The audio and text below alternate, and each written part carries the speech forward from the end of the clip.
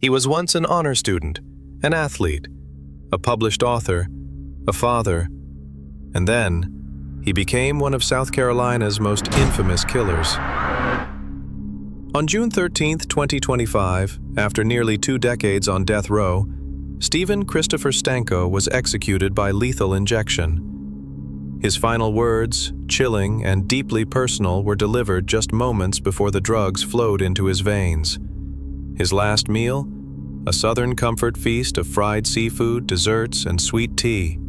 His scales from Muir Man go from a promising young life to a double murderer whose crimes shocked the nation. And why, on the day of his execution, did he claim he was being judged for just 1 day out of more than 20,000 he had lived? Stephen Christopher Stanko was born on January 13, 1968, at the Guantanamo Bay Naval Base in Cuba. His father served in the U.S. military, and his upbringing followed the disciplined, structured lifestyle of many military families. From an early age, Stephen was intelligent, active, and well-liked. He excelled in school, played sports, and was considered by teachers to be a bright young man with a promising future.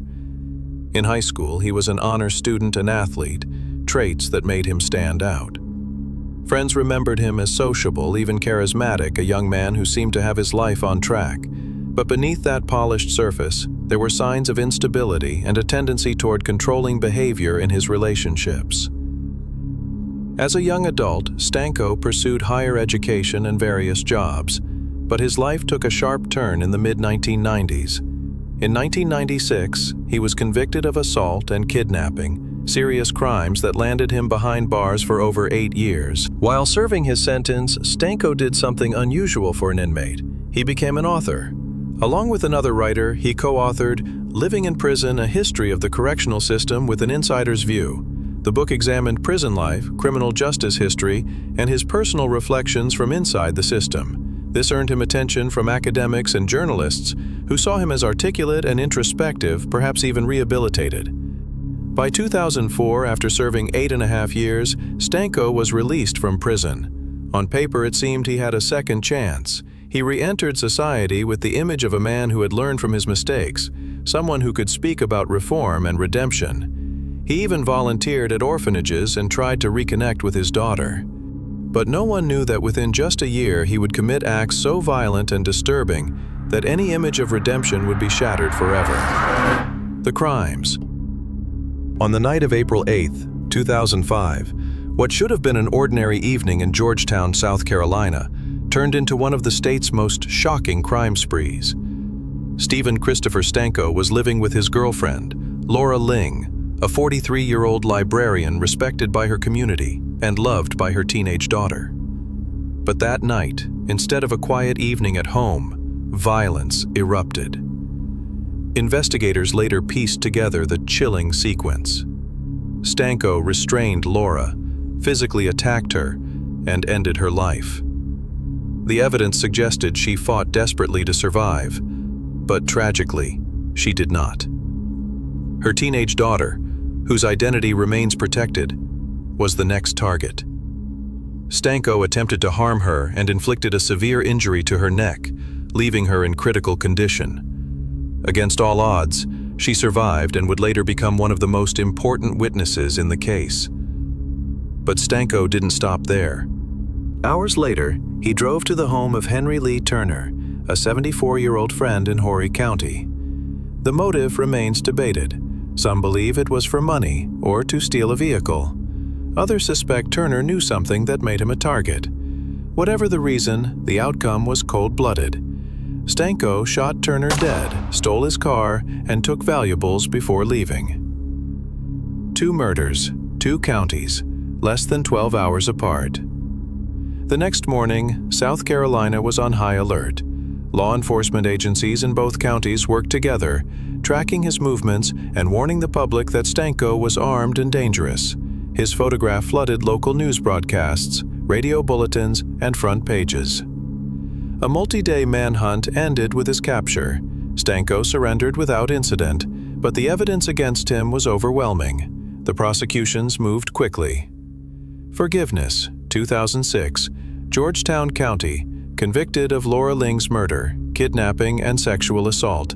sentenced to death. 2009, Horry County. Convicted of Henry Turner's murder and armed robbery, sentenced to death again. A man who had once written about prison reform and redemption was now facing the harshest sentence the state could give twice.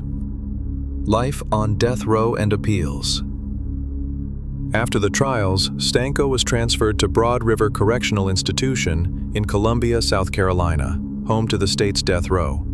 Life there was stripped to the bare minimum, 1 hour a day outside the cell, strict isolation, and the unrelenting knowledge that execution was inevitable. His attorneys began a legal fight that would last nearly 20 years. They filed motion after motion, citing procedural errors, questioning jury selection, and challenging the admissibility of evidence. They also brought up his mental health, arguing that his psychological background and possible undiagnosed conditions should have been considered more heavily in sentencing.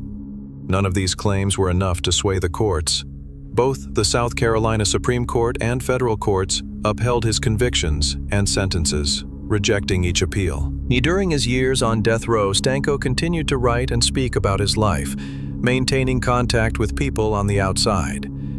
In one of his most quoted remarks, he said, "I have lived approximately 20,973 days, but I am judged solely for one." To some, it sounded like a man trying to put his life into perspective.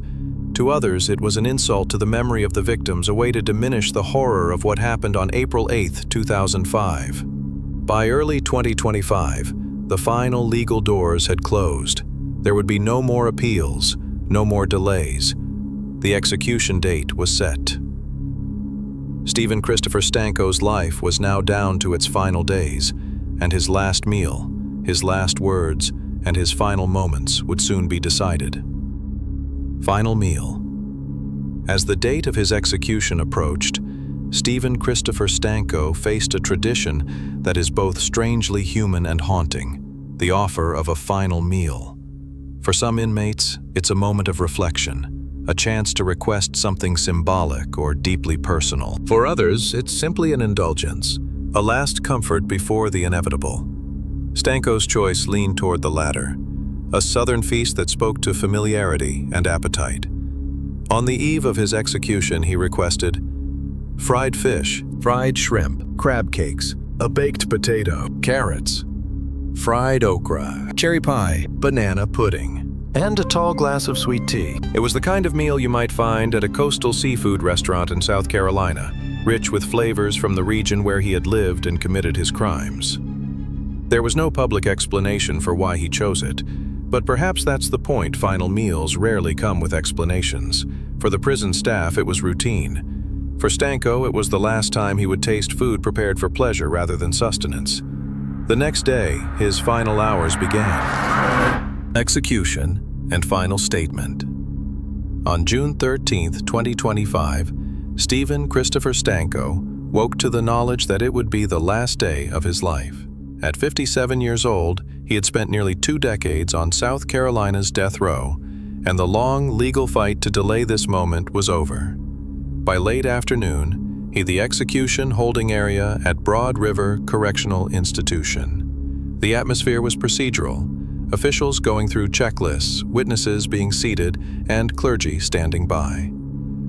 South Carolina offers condemned inmates a choice between lethal injection and firing squad. Initially, Stanko considered the firing squad, but after reviewing accounts of recent executions in other states where marksmen had missed vital areas, he opted for lethal injection.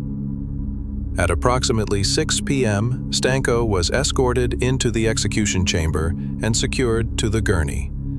His arms were strapped down, intravenous lines inserted. A white sheet was drawn over his body, leaving only his head exposed. Before the injection began, he was given the chance to make a final statement. Witnesses described his voice as steady but emotional. He spoke for roughly 3.5 minutes. "Sorry is never enough. I know what I did was unforgivable, but I hope my execution brings some peace to the families of Laura Ling and Henry Turner. I can only pray that forgiveness will heal them." He paused often, taking quick breaths, and then continued. Greenhouse. I have lived approximately 20,973 days, but I am judged solely for one. I have been many things in my life: an honor student, an athlete, a father, a volunteer, but none of that erases what I did. I accept the judgment. Foreclosure toward the victims' families seated behind the glass, he said softly, "Flooding, I am sorry. I truly am." Some in the room kept their eyes fixed on him until the very end. One of his attorneys held rosary beads. A chaplain stood at his side, resting a hand on his arm and whispering prayers. At 6:06 p.m., the first drug began to flow. Witnesses reported that Stanko closed his eyes briefly, then opened them again, glancing toward the observation window. His breathing slowed. By 6:34 p.m., a doctor stepped forward, checked for a pulse, and pronounced him dead. For nearly 20 years, his life had been measured in appeals, court dates, and motions. Now, it was over, swiftly, quietly, and without further words. For the families of Laura Ling and Henry Turner, the moment marked the legal end of a long and painful chapter, but whether it brought the closure they hoped for, only they can know. Stephen Christopher Stanko's story is one of contradictions. A man who once earned respect as a student, athlete, author, and volunteer, yet whose name will forever be tied to the brutal murders of Laura Ling and Henry Lee Turner, and the near-fatal attack on a young girl who still lives with the scars. For almost 2 decades, he lived in the in-between, a space where life continued behind bars, but with the clock always ticking toward an execution date. He maintained that his life was more than the worst thing he'd ever done, and in his final words, he admitted guilt, expressed remorse, and asked for forgiveness. But for many, those words could never balance the weight of his crimes. The lives he took cannot be restored, and the trauma he caused cannot be erased. His statement, "I am judged solely for one day," strikes at a question that has long divided public opinion. Can a lifetime of good, however real or remembered, ever outweigh a single day of unforgivable actions? Some believe the execution was justice, a fitting, lawful response to cruelty and loss.